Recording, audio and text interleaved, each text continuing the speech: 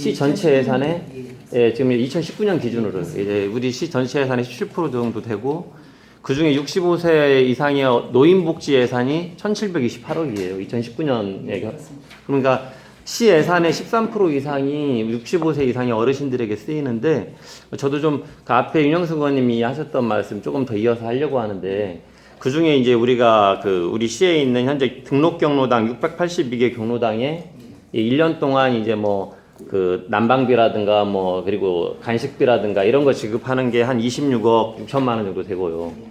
그리고 각종 시설을 보수해드리거나 화장실을 고쳐드리거나 싱크대를 설치해드리거나 아니면 전자제품을 사드리거나 하는 이런 기능보강 물품 지원 시설로 이렇게 사용하는 예산이 연 25억 정도 사용을 하시더라고요.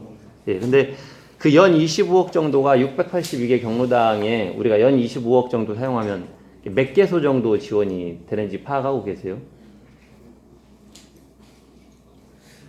네, 그럼 제가 말씀을 드려볼게요.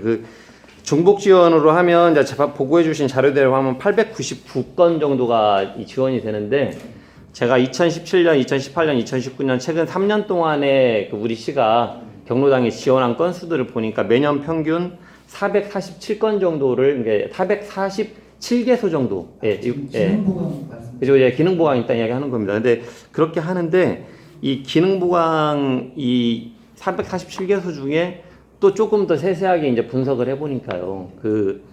이 682개 경로당 중에 최근 3년 동안 한 3천만 원 이상 지원받은 곳이 한 18개소가 되고요.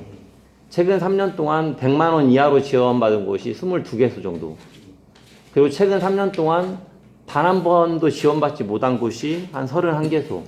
그러니까 제가 말씀드리고자 하는 것은 한 18개 경로당은 많은 지원을 좀 받고 있었던 것 같고 한 53개 정도의 경로당은 단 100만 원도 3년 동안 이렇게 지원받지 못하는 좀 이제 이런 문제가 있었던 것 같아요. 물론 시설의 필요성에 따라서 지원이 되기도 하고 이미 잘 갖춰져 있기 때문에 안 그럴 수도 있었다고 볼 수도 있지만 저희들이 좀 현장의 여러 내용들을 좀 파악해 보면 주로 아무래도 시에 많은 요구를 하고 또 많은 시도의원이든 우리 행정이든 시장님이든 많은 루트를 좀 가지고 있는 경로당은 아무래도 반복적으로 계속 지원받고 있는 문제가 있는 것 같아요. 그런 경향이 있습니다. 네, 그거 좀 개선을 하자고 해서 이제 이러저런 우리가 규칙도 만들고 하고는 있는데 그 좀 개선이 정말 많이 필요하다고 생각하는데 어떻게 좀 대책을 생각하고 계신가요?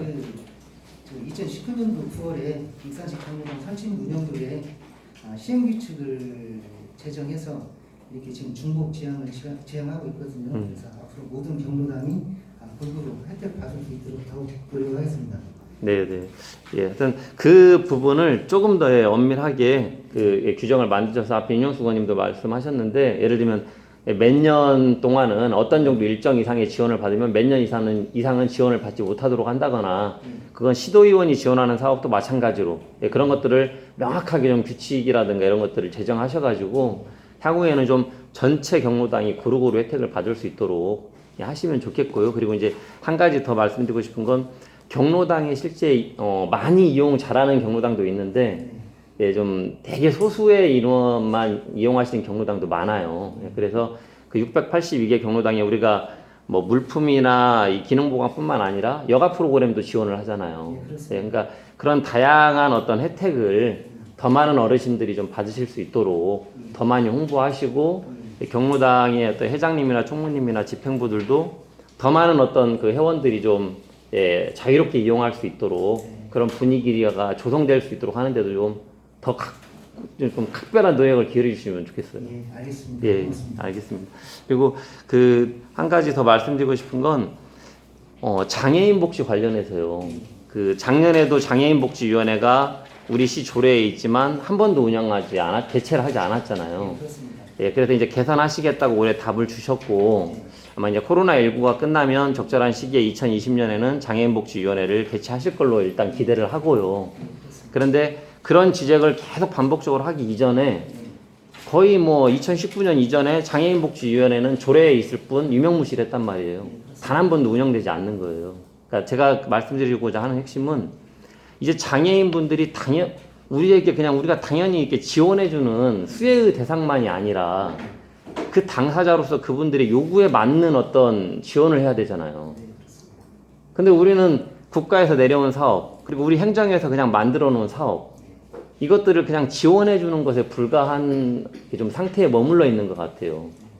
예, 그래서 장애인 복지와 관련한 것도 저는 좀 장애인 복지위원회를 반드시 개최하셔서 예, 그 장애인 당사자들의 의견 수렴을 충분히 해서 그분들이 원하고 바라는 거, 좀 그런 위주로 사업을 만드시기도 하고 개선해 나가는 게 대단히 필요하다 생각이 들거든요.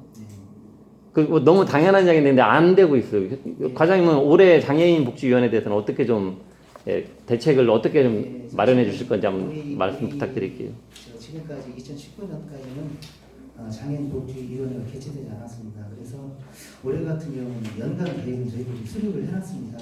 그것을 바탕으로 지금 코로나19 사태 때문에 개최를 노리고 있는데 이것이 늘 완화되면 네. 저희가 개최하도록 그렇게 준비하겠습니다. 네, 알겠습니다. 일단 우리 시 예산에 가장 많은 예산이 쓰이고 있고 또 가장 지원이 필요한 계층이 어르신, 장애인이잖아요. 예, 꼭 그렇습니다. 그분들의 직접적인 의견 수렴을 많이 할 수 있는 노력을 꼭 좀 기울여 주시길 바랍니다. 예, 알겠습니다. 네, 이상입니다.